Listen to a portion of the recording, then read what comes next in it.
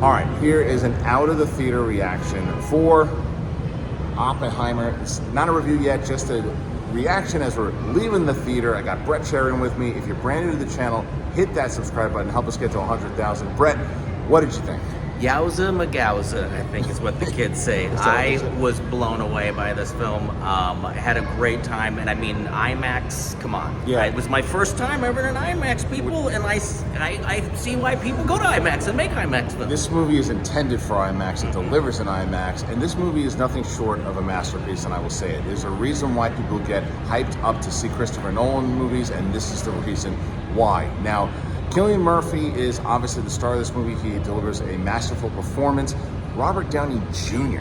steals the show at some points. He's so you see, you said it. It's like he's so much more than Tony Stark, and proves it in this. Yeah, it's definitely. I mean, that's all we've seen him for as years, Yeah. And just to see him to take on this role, and like it took for a minute. It took me a couple minutes to even figure out it was him. Oh, that's great. Yeah. Look, Florence Pugh, Emily Blunt. There's so many. I can't even list them all. There's so many great performances. Even if they're small roles, they're powerful roles. But Christopher Nolan is the star of this movie.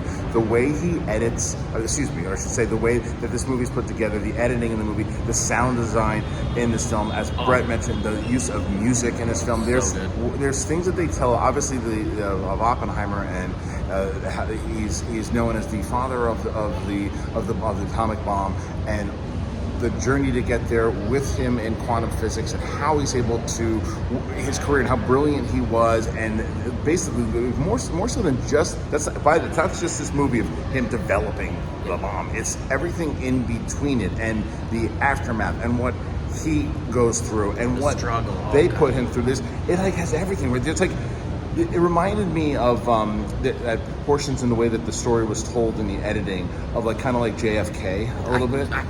Exactly. Right? I was right on the tip of my tongue. Yep. There's a JFK moment to it, but there's a pacing in this movie that is just done so well. Like, it's a 3-hour movie, and you're watching it, and you're going, yeah, it feels long, but I don't care. I want to see it's riveting, and this is like one of those things where you see an achievement. You can see it pops up in the review. This is an achievement. This is the best movie of the year. Anytime you thought it was gonna dip, it just pulled you right back in. It was this wave of emotions, and I'm just going back. Did I say blown away? I didn't mean to be so. I know. I know what you're saying, but look, it is so good. It's intense. Yeah. It's intense, and it is just it really is a next level piece of filmmaking. If you're looking forward to seeing Oppenheimer because you're a Nolan fan, you want to see this movie in the theater, definitely see it in IMAX if you can see it in IMAX.